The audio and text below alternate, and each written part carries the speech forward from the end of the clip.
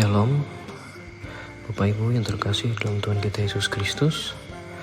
Saya Pendeta Almin pribadi pada hari ini, Rabu, tanggal 27 Juli 2022.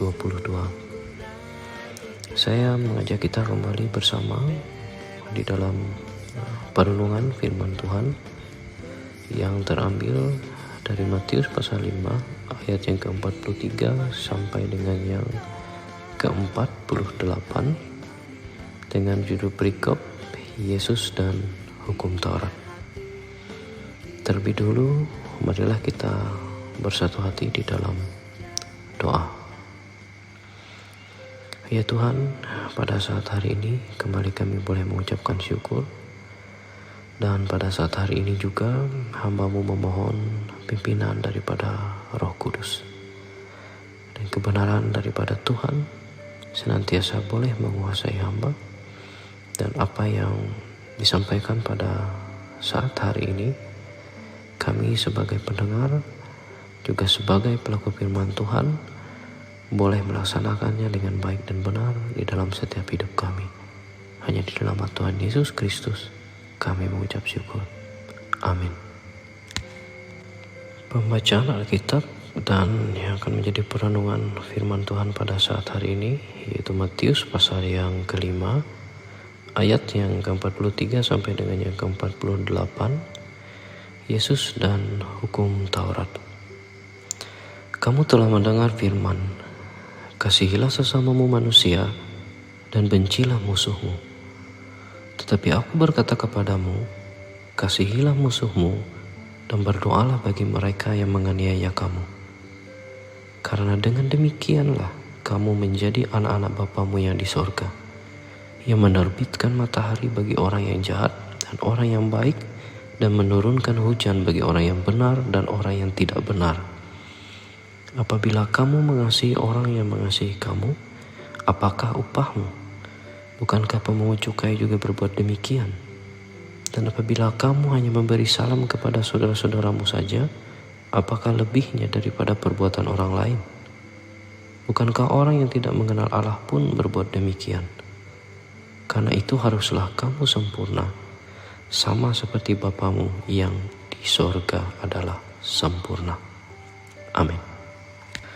Bapak Ibu yang terkasih dalam Tuhan kita Yesus Kristus, di dalam buku The Message of the Sermon on the Mount halaman yang ke-117 oleh John Robert Walmsley Stott, yaitu seorang tokoh Kristen asal Inggris, berpendapat perihal daripada ayat yang ke-43 bahwa orang-orang jahat harus menjadi objek secara bersamaan dari kasih dan kebencian. Mengasihi mereka berarti menginginkan dengan bersemangat, sungguh-sungguh bahwa mereka akan bertobat dan percaya, dan dengan demikian diselamatkan. Membenci mereka adalah menginginkan dengan kesungguhan, semangat yang sama, bahwa jika mereka secara tegar tengkuk menolak untuk bertobat dan percaya, mereka akan mendatangkan penghakiman Allah. Jadi ada kebencian yang sempurna, sama seperti adanya kemarahan yang benar. Tetapi itu merupakan kebencian terhadap musuh-musuh Allah.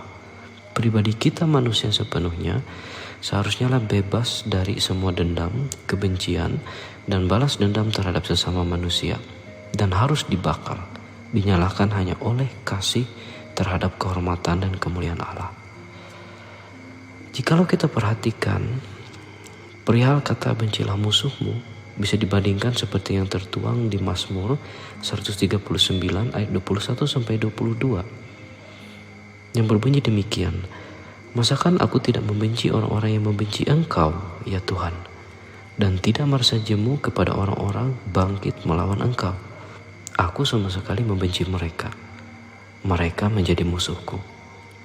Saudara-saudari yang terkasih di dalam Tuhan Yesus Kristus, jika kita memperhatikan keseluruhan perikop tentang Yesus dan Hukum Taurat, sangat jelas sekali bahwa Yesus tidak sama sekali meniadakan Hukum Taurat, melainkan menggenapinya, menyempurnakannya dengan kebenaran ilahi yang penuh kasih. Seperti halnya pada nas yang telah dibacakan, di mana ketika umat Tuhan bersikap membenci kepada bangsa kafir dan orang yang dianggap jahat, Tuhan Yesus justru menggenapi dan menyempurnakannya dengan kasih, agar setiap orang beriman seharusnya mendoakan orang jahat dan tidak benar itu, bahkan kepada orang yang menyakiti, agar tidak membalas dan menyerang mereka dengan kebencian yang berapi-api, malah harus memaafkan dan menyerahkan mereka di dalam doa kepada Allah. Tentang kasihilah sesamamu kembali diingatkan Yesus sebagaimana yang juga ada tertera di dalam Taurat, seperti halnya di dalam Imamat pasal 19 ayat yang ke-18, Ulangan pasal 22 ayat yang pertama sampai dengan yang keempat, Imamat pasal 19 ayat ke-18, ayat yang ke-10, ayat yang ke-34, Keluaran 23 ayat 4 sampai dengan yang ke-5, Ayub pasal yang ke-31 ayat yang ke-29, Amsal pasal 24 ayat yang ke-17, Amsal pasal 25 ayat 21. Jadi Bapak Ibu yang terkasih dalam Tuhan kita Yesus Kristus, mengapa Tuhan Yesus menyempurnakan bagian perihal membenci musuhmu, kemudian dipertegas dan digenapi menjadi kasihilah musuhmu? Tidak lain, ajaran ini dapat mencegah adanya kebencian itu, agar tidak dicemari dosa, dan mencegahnya pula agar tidak cepat merasuk serta menguasai pengertian dan emosi manusia. Sebagai orang beriman yang dipenuhi roh kebenaran, kebencian pun dapat dicegah atau bahkan disterilkan ketika hal itu sempat merasuk pola pikir, yaitu satu-satunya hanya dengan cara memaafkan dan mengampuni melalui kasih yang adalah buah daripada roh kebenaran itu, Roh Kudus Tuhan yang senantiasa memampukan. Sebagaimana nasihat Paulus tentang hidup dalam kasih, Roma pasal 12 ayat 14, ayat 17, ayat 19 sampai dengan yang ke-21, berkatilah siapa yang menganiaya kamu, berkatilah dan jangan mengutuk.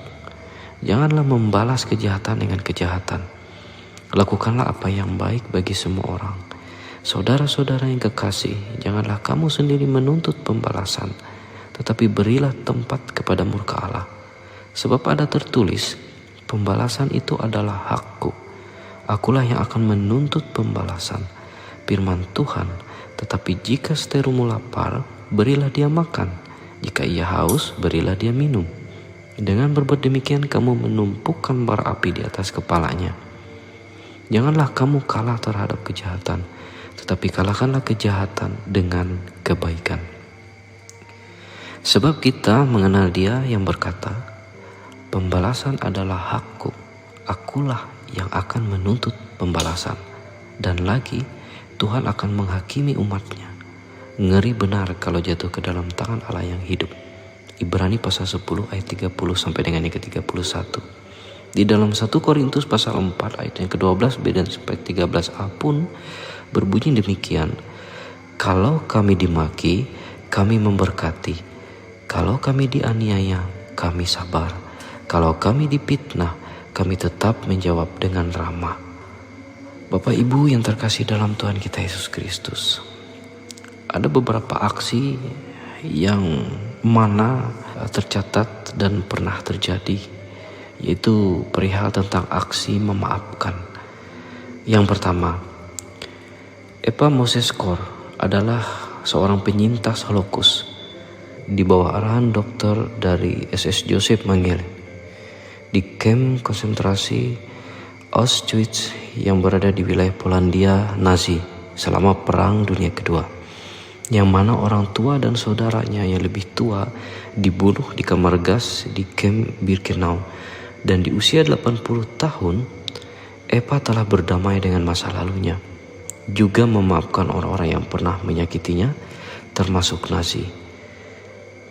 Kemudian yang kedua, Amineh Bahrami, perempuan Iran pada tahun 2004 menjadi buta, menderita cacat fisik permanen akibat ulah pria yang menyiram cairan asam ke wajahnya. Namun ia memaafkannya. Saat putusan pengadilan menjatuhkan hukuman mata ganti mata, ia memaafkannya. Dan kemudian yang ketiga, yaitu seorang ibu dari almarhum Abdullah Hussein Zadeh, yaitu Samareh Alinazet. Ia telah memaafkan, yaitu seorang anak yang bernama Balal yang telah membunuh putranya dalam kejadian di tengah tawuran di jalanan kota Naur, Iran pada tahun 2007. Dan pada tahun 2014, saat Bilal ingin dieksekusi hukum gantung, tiba-tiba ibu korban sontak memaafkan dan membatalkan hukuman mati. Dan kemudian yang keempat, pada tahun 1981 Mei pada tanggal 13 pukul 17.15, Paus Yohanes Paulus yang kedua ditembak sebanyak 4 kali oleh Akca. Namun, Paus menjalani operasi kurang lebih selama 5 jam. Dan setelah selamat, ia pun memaafkan Akca dengan pelukan hangat. Bapak Ibu yang terkasih dalam Tuhan kita Yesus Kristus, jikalau kita memperhatikan dengan seksama perihal tentang memaafkan, mengasihi sesama, bahkan mengasihi musuh, hal ini begitu luar biasa, yang mana ini bisa dilaksanakan dan dilakukan oleh orang-orang yang beriman dan yang percaya akan kebenaran. Seorang Alfred Plummer menyimpulkan pilihan-pilihan dengan kesederhanaan yang begitu mengagumkan, yang berbunyi demikian: membalas kebaikan dengan kejahatan adalah seperti setan. Membalas kebaikan dengan kebaikan adalah manusiawi. Membalas kejahatan dengan kebaikan adalah ilahi. Di dalam Lukas pasal 23 ayat yang ke-34a, Yesus berkata, "Ya Bapa, ampunilah mereka, sebab mereka tidak tahu apa yang mereka perbuat." Semoga kita bukan dari bagian yang jahat, melainkan bagian dari kebenaran Kristus, yang menerbitkan kebenaran dan menurunkan kasih itu di sepanjang hidup kita. Matius pasal 5 ayat ke-45, "Karena dengan demikianlah kamu menjadi anak-anak Bapamu yang di sorga, yang menerbitkan matahari bagi orang yang jahat dan orang yang baik, dan menurunkan hujan bagi orang yang benar dan orang yang tidak benar." Amin. Mari kita bersatu hati di dalam doa syafaat.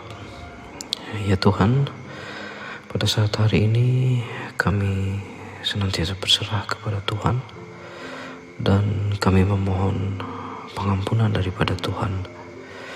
Ampuni kami ya Tuhan, jika kami begitu sulit di dalam hal mengampuni orang yang bersalah kepada kami. Dan juga ya Tuhan, kasihanilah kami ya Tuhan, yang tidak mengasihani musuh-musuh kami. Kuatkan kami juga ya Tuhan di dalam doa ini, sehingga kami dimampukan untuk bisa mengasihi mereka yang menganiaya kami, mereka yang menyakiti kami, mereka yang melukai kami. Kami begitu lemah dan berdosa ya Tuhan. Tolonglah kami, berikanlah kami kasih yang sejati, supaya kami boleh menjadi gambar Allah yang sejati, yang menyatakan kasih dan pengampunan yang sebenarnya, dan yang bisa kami terapkan di dalam kehidupan kami. Ya Tuhan, pada saat hari ini kami juga berdoa ya Tuhan bagi bangsa dan negara kami. Kami yakin dan percaya para pemimpin kami ya Tuhan senantiasa dianugerahkan kebijaksanaan, sehingga mereka pun bisa melaksanakan tugas tanggung jawab mereka dengan baik dan benar seturut dengan firman Tuhan. Dan juga kami berdoa juga sampai kepada para pemimpin kami yang ada di daerah ini, bahkan sampai ke di daerah pedalaman sekalipun. Kami yakin dan percaya senantiasa para pemimpin kami ini boleh melaksanakan tugas tanggung jawabnya dengan penuh kasih. Juga ya Tuhan, kami berdoa untuk lembaga gereja kami, juga yang ada hingga sampai di daerah ini juga ya Tuhan.